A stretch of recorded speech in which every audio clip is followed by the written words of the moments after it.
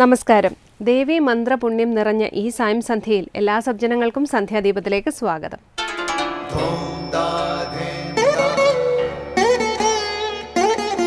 ശുഭം ഭവതു കല്യാണമായുസാരോഗ്യവർദ്ധനം സർവദുഃഖ വിനാശായ സന്ധ്യാദീപം നമോസ്തുതേ. നാമം ജപായനം പുണ്യം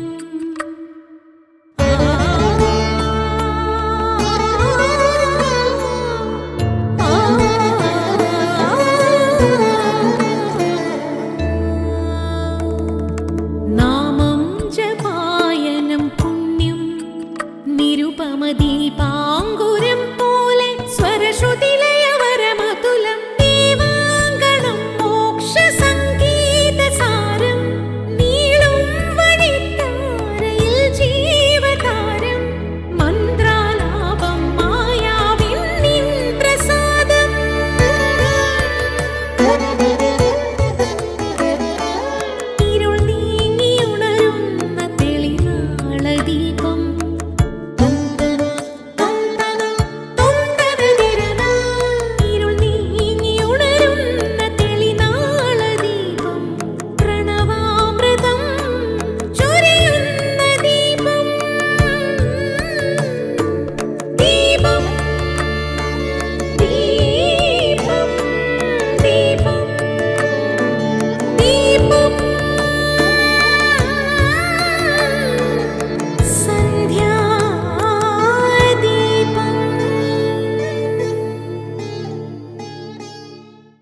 നവരാത്രി പൂജയുടെ ആദ്യത്തെ 3 ദിവസങ്ങൾ ദേവിയുടെ ഇച്ഛാശക്തി ഭാവത്തെയാണ് ആരാധിച്ചതെങ്കിൽ ഇനിയുള്ള 3 നാളുകൾ ദേവിയുടെ ക്രിയാശക്തിയെയാണ് സ്തുതിച്ച് ആരാധിക്കുന്നത്. നവരാത്രി പൂജയുടെ 4ാം നാളായ ഇന്ന് ആദിപരാശക്തിയെ കൂഷ്മാണ്ഡ ഭാവത്തിലാണ് ആരാധിക്കുന്നത്. കൂഷ്മാണ്ഡ എന്ന പദത്തിന് കുമ്പളമെന്നും അർത്ഥമുണ്ട്. ആഗ്നേയം അഥവാ ചൂടുള്ളത് എന്നാണ് വാക്കിൻ്റെ താൽപ്പര്യം. പ്രാണോർജം ശക്തമായത് എന്നർത്ഥം.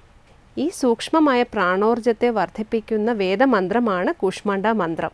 ഈ ക്രിയയ്ക്ക് അധിപതിയായ ദേവിയെ കൂഷ്മാണ്ഡ ഭാവത്തിൽ ആരാധിച്ചു പോരുന്നു. സക്രിയ ചൈതന്യത്തിൻ്റെ പ്രതീകമാണ് ദേവിയുടെ രൂപഭാവാദികൾ. 8 കൈകളിലായി ഇരിക്കുന്ന താമര മനസ്സിനെയും ബോധത്തെയും പ്രതിനിധീകരിക്കുന്നു. പ്രാണോർജ പ്രതീകങ്ങളായ അസ്ത്രം, വില്ല്, കമണ്ഡലു, കലശം, ജ്ഞാനപ്രതീകമായ ചക്രം, തപശക്തിയെ സൂചിപ്പിക്കുന്ന അക്ഷമാല എന്നിവയെല്ലാം ദേവി ധരിച്ചിരിക്കുന്നു. ആദിമയോഗിനിയായ ശ്രീ പാർവതി ദേവി ഭക്തരിലേക്ക് മന്ത്രശക്തി പകരുന്ന സങ്കല്പമാണ് കൂഷ്മാണ്ഡ ഭാവത്തിന്. സൃഷ്ടിയുടെ ഊർജം അണ്ടത്തിൽ സൂക്ഷിച്ചവൾ എന്നും ദേവിയുടെ കൂഷ്മാണ്ഡ ഭാവത്തിന് അർത്ഥമുണ്ട്. നാളെ ദേവിയുടെ സ്കന്ദഭാവത്തെക്കുറിച്ച് മനസ്സിലാക്കാം. തുടർന്ന് അമൃതധാരയായി നമ്മുടെ മനസ്സിലേക്ക് എത്തുന്ന ഗുരുവചനം കേൾക്കാം. ജീവിത ലക്ഷ്യം ഈശ്വര സാക്ഷാത്കാരമാണ്. അതിനുവേണ്ടി പ്രയത്നിക്കുക. ഒരു മുറിവുണ്ടായാൽ അതിലെ അഴുക്ക് കഴുകിക്കളഞ്ഞിട്ട് മാത്രമേ മരുന്ന് വയ്ക്കാറുള്ളൂ, അല്ലെങ്കിൽ ഉണങ്ങുകയില്ല. അതുപോലെ ഭക്തി കൊണ്ട് അഹങ്കാരത്തെ കഴുകിക്കളഞ്ഞിട്ട് അവിടെ ജ്ഞാനത്തെ പ്രതിഷ്ഠിക്കണം. എന്നാലേ വികാസമുണ്ടാകൂ. മാതാ അമൃതാനന്ദമയി. അടുത്തതായി ശ്രീ ശങ്കരാചാര്യ രചിച്ച ശിവാനന്ദലഹരിയിലെ ശ്ലോകം ശ്രീ കാവാലം ശ്രീകുമാർ ആലപിക്കുന്നത് കേൾക്കാം.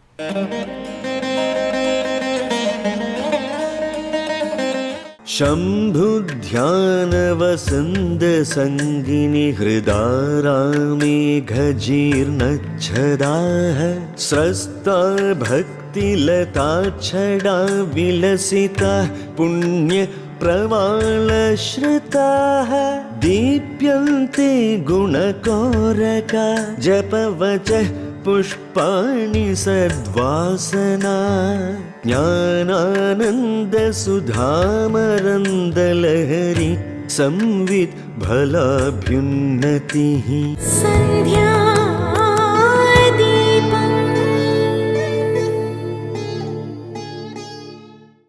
അത്യന്തം മനോഹരമായ ഭാവന പകരുന്ന ശിവാനന്ദലഹരിയിലെ 47ാം ശ്ലോകം ശങ്കരസ്തോത്രാമൃതത്തിൽ സ്വാമി ചിദാനന്ദപുരി വ്യാഖ്യാനിക്കുന്നത് തുടർന്ന് നമുക്ക് കേൾക്കാം.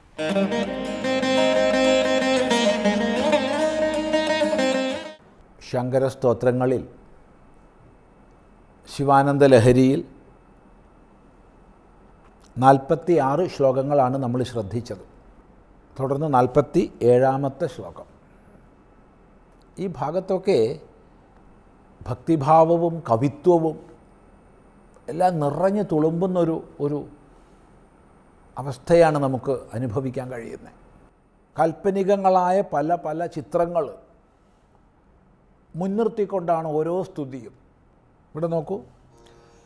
ശംഭുധ്യാന വസന്ത സംഗിനി ഹൃദാരാമേഘ ജീർണച്ഛദാഃ സ്രസ്താ ഭക്തിലതാച്ഛടാ വിലസിതാ പുണ്യപ്രവാളാശ്രിതാഃ. ഹൃദാരാമത്തിൽ, ഹൃദയമാകുന്ന അന്തഃകരണമാകുന്ന ആരാമത്തിൽ, ആരാമം പൂന്തോട്ടം. അപ്പം അവിടെ മനസ്സിനെ അഥവാ ഹൃദയത്തെ ഒരാരാമമായി കൽപ്പിച്ചിരിക്കുകയാണ്. എങ്ങനെയുള്ള ആരാമം? ശംഭുധ്യാന വസന്ത സംഗിനി. ശംഭുധ്യാനമാകുന്ന വസന്തത്തോട് സംഗമുള്ള, ചേർന്ന ഉദ്യാനം, പൂന്തോട്ടം. ആനന്ദത്തെ, പരമാനന്ദത്തെ, പരമസുഖത്തെ പ്രദാനം ചെയ്യുന്നവനാണ് ശംഭു. ശംഭു തന്നെ ശങ്കരൻ. ഭഗവാൻ പരമേശ്വരൻ്റെ, ശംഭുവിൻ്റെ, ശങ്കരൻ്റെ ധ്യാനം. നമ്മുടെ മനോവൃത്തികൾ മുഴുവൻ പലതിലേക്ക് ഛിന്ന ഭിന്നമായി പോകുന്നതെല്ലാം അടങ്ങി ഒതുങ്ങി ഒരൊറ്റ ആശ്രയത്തിൽ പ്രയത്നരഹിതമായി കേന്ദ്രീകൃതമാകുന്ന അവസ്ഥയാണ് ധ്യാനം. ധ്യാനത്തെ നിർവചിക്കുന്ന സന്ദർഭത്തിൽ തത്ര പ്രത്യൈകതാനത ധ്യാനം എന്ന് ഭഗവാൻ പതഞ്ജലി മഹർഷി പറയും. നമ്മുടെ മനസ്സിൽ ഉദിച്ചുയരുന്ന നാനാവിധങ്ങളായ വൃത്തികൾ, അനേകായിരം വൃത്തികൾ ഓരോ നിമിഷവും നമ്മളിലുണ്ട്. ഈ വൃത്തികൾ വിഷയപ്രതീതിയെ ജനിപ്പിക്കുമ്പോഴാണ് സാമാന്യമായ അവയപ്രത്യയങ്ങളെന്ന് പറയാറ്. ഈ പ്രത്യയങ്ങൾ മുഴുവൻ, വിഷയപ്രതീതിയെ ജനിപ്പിക്കുന്ന തരം ചിത്തവൃത്തികൾ മുഴുവൻ പലതിലേക്ക് പല പ്രകാരം ഛിന്ന ഭിന്നമായി പോകാതെ ഏകധാരയായി ഒന്നിൽ മാത്രം അയത്നപൂർവമായി, പ്രയത്നരഹിതമായി പ്രവഹിക്കുന്ന, നിലകൊള്ളുന്ന അവസ്ഥ ധ്യാനം. അപ്പം മറ്റെല്ലാത്തിൽ നിന്നും വ്യാവർത്തിപ്പിക്കപ്പെട്ട, പിന്തിരിപ്പിക്കപ്പെട്ട വൃത്തികൾ ശംഭുവിൻ്റെ തത്വത്തിൽ മാത്രം ഉറച്ചിരിക്കുമ്പോൾ അത് ശംഭുധ്യാനമാണ്. ആ ശംഭുധ്യാനത്തെ വസന്തമായി കൽപ്പിക്കുന്നു. എന്തുകൊണ്ട് വസന്തം എന്നാണെങ്കിൽ, വസന്തം വന്നടുക്കുമ്പോൾ എല്ലാ ചെടികളും പുഷ്പങ്ങൾ നിറഞ്ഞതാകുന്നു. ആരാമത്തിൽ നിറയെ പൂക്കളുണ്ടാവുന്നു, ശോഭിക്കുന്നു അവ. അങ്ങനെ മൊത്തം പുഷ്പങ്ങളാൽ അലങ്കൃതമാകുന്നതിൻ്റെ ആനന്ദം പരിസരത്തിൽ മുഴുവൻ വ്യാപിക്കുന്നു. പക്ഷികളുടെ കൂജനങ്ങളായാലും എല്ലാം. അപ്പോൾ ആനന്ദപ്രദമായി ആരാമത്തിലെ പുഷ്പങ്ങളെ മുഴുവൻ വികസിപ്പിക്കുന്ന കാലമാണ് വസന്തകാലം. ഇപ്പോൾ ഹൃദയമാകുന്ന ആരാമം, മനസ്സാകുന്ന ആരാമം, ഈ മനസ്സാകുന്ന ആരാമത്തെ പുഷ്പയുക്തമാക്കി പ്രശോഭിപ്പിക്കുന്ന വസന്തമായിട്ട് ശംഭുധ്യാനത്തെ പറഞ്ഞു. ഇത്രയും മനസ്സിലാക്കിയാൽ നമുക്ക് ആ പദം ശ്രദ്ധിക്കാം. ശംഭുധ്യാന വസന്ത സംഗിനി. ശംഭുധ്യാനമാകുന്ന വസന്തത്തോട് ചേർന്ന ഹൃദാരാമേ, ഹൃദയമാകുന്ന ആരാമത്തിൽ എന്തൊക്കെയാണ് സംഭവിക്കുന്നത്? അഘജീർണച്ഛദാഃ സ്രസ്താഃ. ആദ്യം പറയുകയാണ് അഘം, പാപം. അപ്പം പാപയുക്തങ്ങളായ ഭാവനകൾ മുഴുവൻ ജീർണിച്ചു, പാപങ്ങളില്ലാതായി. അങ്ങനെ ജീർണ ഛദാഹ, ഛദങ്ങൾ, ഇലകൾ, വൃക്ഷത്തെ ആച്ഛാദനം ചെയ്യുന്നത് ഇലകളാണ്. ഇപ്പം ക്ഷതങ്ങൾ ഇലകളാണ്, ജീർണിച്ച ഇലകൾ, ഉണങ്ങിയ പഴുത്ത ഇലകൾ. പാപത്താൽ ജീർണിച്ച ഇലകളെല്ലാം കൊഴിഞ്ഞു വീണു. നമ്മളിലെ പാപവാസനകളെല്ലാം നീങ്ങിയെന്നർത്ഥം. ഈ ശംഭുധ്യാനമാകുന്ന വസന്തം വന്നപ്പോൾ ഹൃദയമാകുന്ന ആകാശത്തിലെ പാപവാസനകളാകുന്ന ഇലകളൊക്കെ കൊഴിഞ്ഞു വീണു. എന്തൊരു മനോഹരമായ കൽപ്പനയാണെന്ന് നോക്കൂ. ഇതുപോലെ മറ്റനേകം സൗഭാഗ്യങ്ങൾ ഉദിച്ചു. എന്തൊക്കെയാണ് ഉദിച്ചത്? നമുക്ക് ക്രമമായി അടുത്ത പ്രാവശ്യം ചിന്തിക്കാം.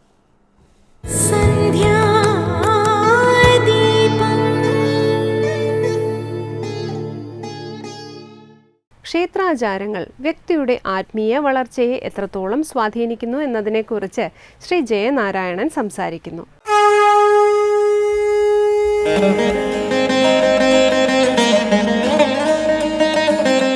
ഒരു ക്ഷേത്രത്തിലെ കൊടിമരം എന്താണ്, അതിൻ്റെ സങ്കല്പം എന്താണ് എന്നാണ് ഇനി നമ്മൾ ചിന്തിക്കുന്നത്. ഒരു ക്ഷേത്രത്തിൻ്റെ പുറത്ത്, മഹാബലിപീഠത്തിനും പുറത്തായിട്ടാണ് കൊടിമരത്തിൻ്റെ സ്ഥാനം. ഈ കൊടിമരം പലതരത്തിൽ നമ്മൾ കാണാറുണ്ട്. സ്വർണം കൊണ്ടുള്ള കൊടിമരങ്ങൾ ഇന്ന് വളരെ വ്യാപകമായി തുടങ്ങിയ ഒരു കാലമാണ്. ചെമ്പ് കൊണ്ട് പൊതിഞ്ഞ കൊടിമരങ്ങളെയാണ് നമ്മൾ സാധാരണയായി കണ്ടുവരാറുള്ളത്. എന്നാൽ എല്ലാ ക്ഷേത്രങ്ങളിലും സ്ഥിരമായ കൊടിമരം ഉണ്ടായിക്കൊള്ളണമെന്നില്ല. ചില സ്ഥലങ്ങളിൽ താൽക്കാലികമായി ഉത്സവകാലത്ത് മാത്രം കൊടിമരം പ്രതിഷ്ഠിക്കുന്ന സമ്പ്രദായങ്ങളുണ്ട്. സ്ഥിരമായ ധ്വജമുള്ളിടത്ത് സ്ഥിരം കൊടിമരത്തിലും, സ്ഥിരം ധ്വജപ്രതിഷ്ഠ കഴിഞ്ഞിട്ടില്ലാത്ത ഇടങ്ങളിൽ താൽക്കാലികമായ കൊടിമരത്തിലുമാണ് കൊടിയേറ്റം നടത്തുന്നത്. താൽക്കാലികമായുള്ള ധ്വജം എന്ന് പറയുന്നത് കഴുങ്ങ് അല്ലെങ്കിൽ കമുക്, അടയ്ക്കാമരം എന്നൊക്കെ പ്രാദേശിക വ്യത്യാസത്തിൽ പറയുന്ന വൃക്ഷം. ആ മരമാണ് ഈ താൽക്കാലികമായ ധ്വജത്തിനായി പ്രധാനമായിട്ടും ഉപയോഗിക്കാറുള്ളത്. ഈ വൃക്ഷത്തെ താൽക്കാലികമായി അന്നത്തെ ദിവസം ഉത്സവത്തിനായി പ്രത്യേകമായി മുറിച്ചു കൊണ്ടുവന്ന് അവിടെ സ്ഥാപിക്കുകയും അവിടെ കൊടിയേറ്റം നടത്തുകയാണ് സാധാരണ ഉത്സവങ്ങളിൽ സ്ഥിരം ധ്വജമില്ലാത്ത ഇടങ്ങളിൽ ചെയ്യുന്നത്. എന്നാൽ സ്ഥിരം ധ്വജപ്രതിഷ്ഠയോടുകൂടിയുള്ള മഹാക്ഷേത്രങ്ങളുണ്ട്. മഹാക്ഷേത്രങ്ങളുടെ ഘടനാ നിർമ്മിതി ചിന്തിക്കുമ്പോൾ സ്ഥിര ധ്വജപ്രതിഷ്ഠ എന്ന് പറയുന്നത് വളരെ അത്യന്താപേക്ഷിതമായ ഒരു ഘടകമാണ്. അവിടെ ഒരു സ്ഥിരം ധ്വജസ്തംഭം അവിടെ ആവശ്യമാണ്, ഒരു മഹാക്ഷേത്രങ്ങളുടെ എണ്ണത്തിൽപ്പെട്ടതാണ്. അപ്പോൾ അവിടെ എന്താണ് ചെയ്യുന്നത് എന്നുള്ളതാണ് നമ്മൾ ചിന്തിക്കുന്നത്. ഇത്തരത്തിലുള്ള സ്ഥിരം ധ്വജസ്തംഭത്തിൽ ദേവൻ്റെ വാഹനത്തെയാണ് പ്രതിഷ്ഠിക്കുന്നത്. നമുക്ക് എന്തിനാണ് അത് എന്നുകൂടി നമുക്ക് ചിന്തിക്കാം. കൊടിമരം എന്ന് പറയുന്നത് നേരത്തെ തന്നെ നമ്മൾ സൂചിപ്പിച്ച ഒരു ക്ഷേത്രത്തെ ഒരു ദേവൻ്റെ ശരീരമാതൃകയായിട്ടാണ് സങ്കല്പിക്കുന്നത് എന്ന് പറഞ്ഞു. ആ ശരീരമാതൃകയോട് ചേർന്ന് ചിന്തിച്ചാൽ ദേവൻ്റെ നട്ടെല്ലാണ് കൊടിമരം എന്ന് പറയുന്നൊരു സങ്കല്പമുണ്ട്. ഈ കൊടിമരത്തിലുള്ള 2 കയറുകൾ, ഈ കയറുകളിലൂടെയാണ് കൊടിക്കൂറ ഉയർത്തി വിടുന്നത്. ഈ 2 കയറുകളെ പിംഗ്ള നാഡിയായിട്ടും ഈ ധ്വജസ്തംഭത്തിനകത്തുകൂടി നമ്മുടെ ശരീരത്തെ ആകമാനം താങ്ങി നിർത്തുന്ന സുഷുമ്നാ നാഡിയും കടന്നു പോകുന്നു എന്നുള്ള ഒരു സങ്കല്പമാണ്. യോഗശാസ്ത്ര പദ്ധതി പ്രകാരം ഈ സുഷുമ്നയിലൂടെയാണ് കുണ്ടലിനീ ശക്തി പൂർണ്ണ സ്വരൂപമായിട്ട് സഹസ്രാരപത്മത്തിലേക്ക് ഉയർന്നു പൊങ്ങുന്നത്. ആ ഒരു സങ്കല്പത്തെ തന്നെ അവിടെ നമുക്ക് ദർശിക്കാൻ സാധിക്കും. ഇനി മറ്റൊരു തലത്തിൽ ചിന്തിച്ചാൽ, ക്ഷേത്രത്തിലേക്ക് എത്തുമ്പോൾ ആ ക്ഷേത്രത്തിലെ പ്രധാന മൂർത്തി ഏത് എന്നറിയണമെന്നുണ്ടെങ്കിൽ ഈ കൊടിമരമുണ്ടെങ്കിൽ കൊടിമരത്തിൻ്റെ മുകളിൽ നോക്കിയാൽ മതി. ഞാൻ നേരത്തെ സൂചിപ്പിച്ചു, കൊടിമരത്തിൻ്റെ മുകളിൽ വാഹനത്തെയാണ്, അതായത് ദേവൻ്റെ വാഹനത്തെയാണ് പ്രതിഷ്ഠിക്കുന്നത് എന്ന് പറഞ്ഞു. ഈ വാഹനം എന്ത് എന്നറിഞ്ഞാൽ, ഈ വാഹനം ആരുടേതാണ് എന്നറിഞ്ഞാൽ നമുക്ക് വളരെ വ്യക്തമായിട്ട് ഈ ക്ഷേത്രത്തിലെ മൂർത്തി ഏതാണ് എന്ന് നമുക്ക് മനസ്സിലാകും. ശിവനാണെങ്കിൽ കാള, വൃഷഭം, നന്ദി എന്ന് പറയുന്ന വാഹനത്തെയാണ് പ്രതിഷ്ഠിക്കുക. വിഷ്ണുവാണെന്നുണ്ടെങ്കിൽ ഗരുഡനാണ്. സുബ്രഹ്മണ്യനാണെന്നുണ്ടെങ്കിൽ മയിൽ, അല്ലെങ്കിൽ ചിലയിടങ്ങളിൽ കോഴി, ഇതിനെയാണ് പ്രതിഷ്ഠിക്കുന്നത്. ചില ശാസ്താവാണെങ്കിൽ കുതിരയാണ്. ഭദ്രകാളിയാണെങ്കിൽ വേതാളമാണ്. ദുർഗയാണെങ്കിൽ സിംഹമാണ്. ഇത്തരത്തിൽ ഓരോ ദേവന്മാർക്കും വ്യത്യസ്തമായ വാഹനത്തെയാണ് ഈ ധ്വജസ്തംഭത്തിൽ പ്രതിഷ്ഠിക്കുന്നത്. ദീപാരാധന തൊഴുതു മടങ്ങാം. എല്ലാവർക്കും നമസ്കാരം.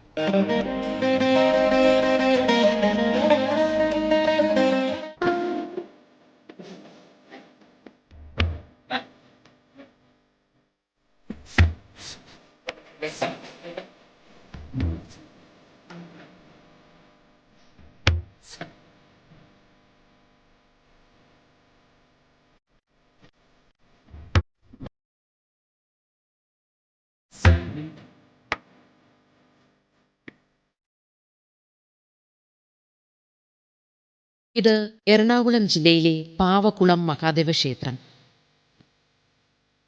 നഗര കാന്താരത്തിൽ ജീവിതത്തിൻ്റെ കൽമഷങ്ങളെ അകറ്റി ശിവപഞ്ചാക്ഷരിയുടെ ശാന്തിഗീതമാവുകയാണ് പാവക്കുളം മഹാദേവ ക്ഷേത്രം.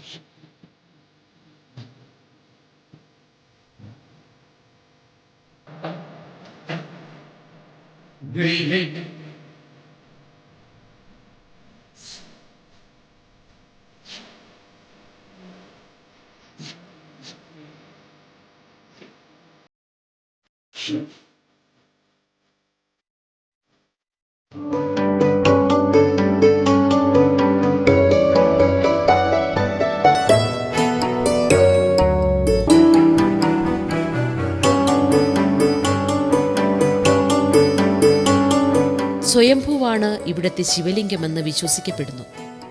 നടരാജമൂർത്തിയായാണ് ഇവിടെ ദേവൻ കുടികൊള്ളുന്നത്.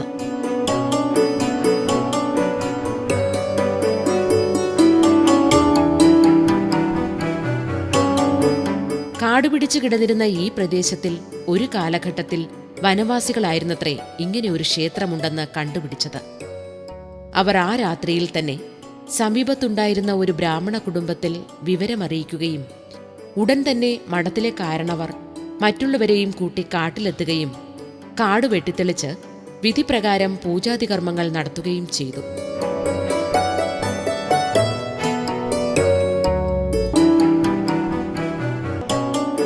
ഈ ക്ഷേത്രത്തിന്റെ ചുറ്റും അക്കാലത്ത് അരുവിയാൽ വേർതിരിക്കപ്പെട്ടിരുന്നു അത്രേ. ക്ഷേത്രത്തിന്റെ കിഴക്കും തെക്കും ഭാഗത്ത് വലിയ 2 കുളങ്ങളുണ്ടായിരുന്നുവെന്നും ആ കുളങ്ങൾ പിൽക്കാലത്ത് പാപനാശിനിയെന്ന് പേര് വിളിക്കപ്പെട്ടിരുന്നുവെന്നും പഴമക്കാർ പറയുന്നു. ഇതാണ് പിന്നീട് ഈ ക്ഷേത്രത്തിന് പാവക്കുളം എന്ന പേര് വരാൻ ഇടയായത് എന്നും വിശ്വസിക്കപ്പെടുന്നു.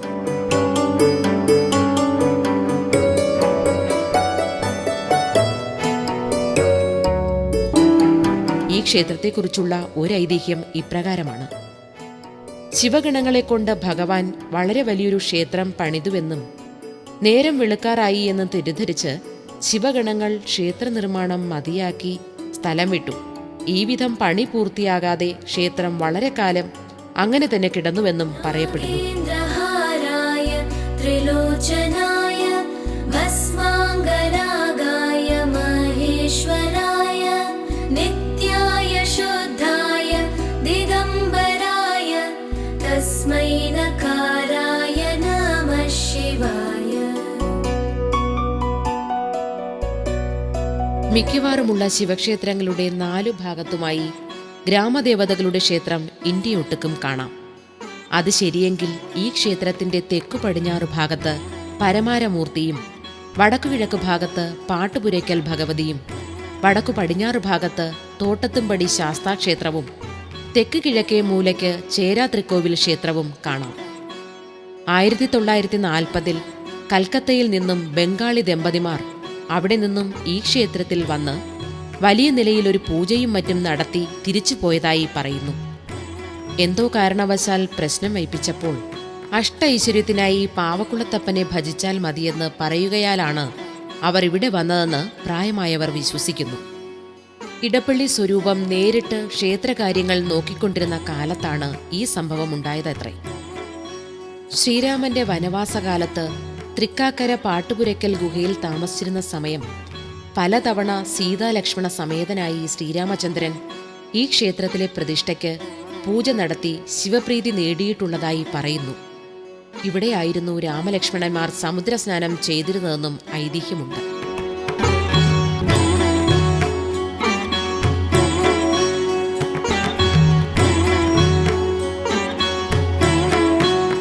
കൊച്ചി രാജ്യം വാണിരുന്ന ശക്തൻ തമ്പുരാൻ പാപപരിഹാരാർത്ഥം ഈ ക്ഷേത്രത്തിൽ വന്ന് ഇടയ്ക്കിടെ കുളിച്ച് ഭജനം പാർത്തിരുന്നതായും ഐതിഹ്യത്തിൽ പറയുന്നുണ്ട്. ഒരിക്കൽ ഈ ക്ഷേത്രത്തിന്റെ പാർശ്വപ്രദേശങ്ങളിലെ കാടുകളിൽ ഒളിച്ചിരുന്ന കൊള്ളക്കാരായ ഏതാനും ജോനകരെ ഒന്നടങ്കം നിഗ്രഹിച്ചതിന്റെ പാപപരിഹാരാർത്ഥമായി ഈ ക്ഷേത്രത്തിൽ തമ്പുരാൻ ദീപക്കാഴ്ച നടത്തിയതായും രേഖകളിൽ പറയുന്നുണ്ട്. ശ്രീ മഹാദേവനൊപ്പം തന്നെ പാർവതീദേവിക്കും തുല്യസ്ഥാനം നൽകുന്ന ക്ഷേത്രങ്ങളിലൊന്നാണ് പാവക്കുളം ശ്രീ മഹാദേവ ക്ഷേത്രം. പാർവതീദേവി സ്വയംവര രൂപത്തോടു കൂടിയാണ് ഇവിടെ കുടികൊള്ളുന്നത്. അതിനാൽ തന്നെ ഇവിടം സ്വയംവര പൂജ, സ്വയംവര ഹോമം, ഉമാമഹേശ്വര ഹോമം എന്നീ പൂജകൾക്ക് പ്രാധാന്യമേറെയാണ്. കേരള മാട്രിമോണി സ്വയംവര പൂജ സമർപ്പിക്കുന്നത് Kerala matrimony, biggest matrimony service for Malayalees.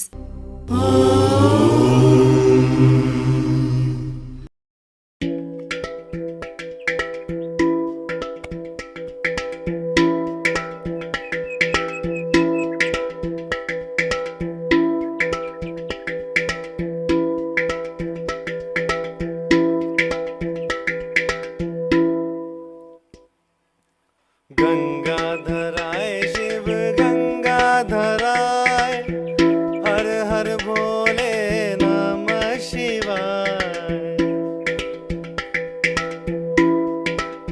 ശിവപാർവതിമാർ ഒന്നിച്ച് സകുടുംബം വാഴുന്ന ഒരു ക്ഷേത്രമാണ് ഈ പാവക്കുളം. അവിടെ പാർവതീദേവി സ്വയംവര പാർവതി ധ്യാനത്തോടുകൂടി അല്ലെങ്കിൽ ആ രൂപത്തോടുകൂടിയിട്ടാണ് ഇവിടെ സ്വയംവരം നടക്കാനും വിവാഹം നടക്കുക അതിനുള്ള കാര്യങ്ങളൊക്കെ കൂടുതലായിട്ട് ഇവിടെ പൂജാധികാരികൾ നടക്കാറുണ്ട്. സ്വയംവര ഹോമം, സ്വയംവര പൂജ, ഉമാമഹേശ്വര പൂജ, വാണീശി ഹോമം. അങ്ങനെ ഇന്നിപ്പോൾ നടക്കാൻ പോണത് സ്വയംവര പൂജ. വിവാഹം നടക്കുന്നതിനായിട്ട് ആ സ്വയംവര പാർവതിദേവിയെ അഷ്ടത പത്മട്ട് അതിലേക്ക് ആവാഹിച്ച് ദേവിയെ പൂജിക്കുക. അതിനുശേഷം സ്വയംവരം മറ്റ് മന്ത്രങ്ങളെ കൊണ്ട് പുഷ്പാഞ്ജലി ചെയ്ത് വരുന്നവർക്ക് എല്ലാവർക്കും മംഗലഭാഗ്യം നേടാനായിട്ട് പ്രാർത്ഥിക്കുക. സകലസ്ഥാവരംഗമസ്യ മുഖഹൃദയം മമ ശമാശമാശയ. കാർത്തികാനക്ഷത്രസ്യ ആദിരാനാം ധേയസ്യ ഓം ഹ്രീം യോഗിനി യോഗിനി യോഗേശ്വരി യോഗഭയങ്ക സകലസ്ഥാവരംഗമസ്യ മുഖഹൃദയം മമ ശമാശമാശയ. തിരുവാതിരാനക്ഷത്ര സുഭാഷണാം ധേയസ്യ ഓം ഹ്രീം യോഗിനി യോഗിനി യോഗേശ്വരി യോഗഭയങ്ക സകലസ്ഥാവരംഗമസ്യ മുഖഹൃദയം മമ ശമാശമാശയ. അനിരനക്ഷത്ര ഗൗതം നാമധേയസ്യ ഓം ഹ്രീം യോഗിനി യോഗിനി യോഗേശ്വരി യോഗഭയങ്ക സകലസ്ഥാവരംഗമസ്യ മുഖഹൃദയം മമ ശമാശമാശയ. ചിത്രാനക്ഷത്രനിഖിൽ നാമധേയസ്യ ഓം ഹ്രീം യോഗിനി യോഗിനി യോഗേശ്വരി യോഗഭയങ്ക സകലസ്ഥാവരംഗമസ്യ മുഖഹൃദയം മമ ശമാശമാശയ. ഉത്രട്ടാദിക്ഷ്ണിവേദ്യ നാമധേയസ്യ ഓം ഹ്രീം യോഗിനി യോഗിനി യോഗേശ്വരി യോഗഭയങ്ക സകലസ്ഥാവരംഗമസ്യ മുഖഹൃദയം മമ ശമാശയ. शिवं शिवकरं शान्तं शिवात्मानं शिवोत्तमं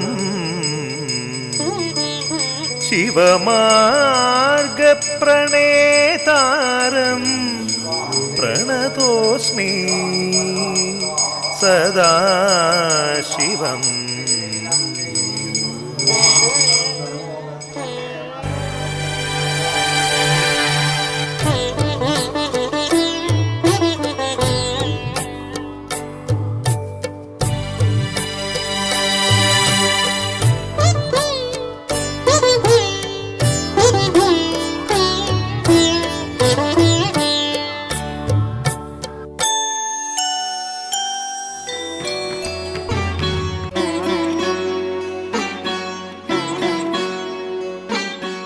പാവക്കുളം ക്ഷേത്രത്തിൽ ഉപദേവതമാരുടെ പ്രതിഷ്ഠയോടുകൂടി ശിവകുടുംബ സങ്കല്പം നിലനിൽക്കുന്നു. സ്വയംവര പാർവതി വിവാഹാർത്ഥികളുടെ ശരണകേന്ദ്രമായി പരിലസിക്കുന്നു. ധാരാളം അനുഭവസ്ഥരുടെ സാക്ഷിമൊഴികൾ അമ്മയുടെ അനുഗ്രഹത്തിന് ദൃഷ്ടാന്തമാണ്. ശ്രീശാസ്താവ്, വിഘ്നേശ്വരൻ, ശ്രീ സുബ്രഹ്മണ്യൻ, ചാമുണ്ടേശ്വരി എന്നിവർ സദാ അനുഗ്രഹം ചൊരിഞ്ഞുകൊണ്ടിരിക്കുന്നു. ദക്ഷിണാമൂർത്തി എന്ന ലോകഗുരു സങ്കല്പത്തിലും ഭഗവാനെ ദർശിക്കാവുന്നതാണ്. മതിൽപ്പുറത്ത് ബ്രഹ്മരക്ഷസ്, സർപ്പം എന്നിവയുടെ പ്രതിഷ്ഠകളുണ്ട്.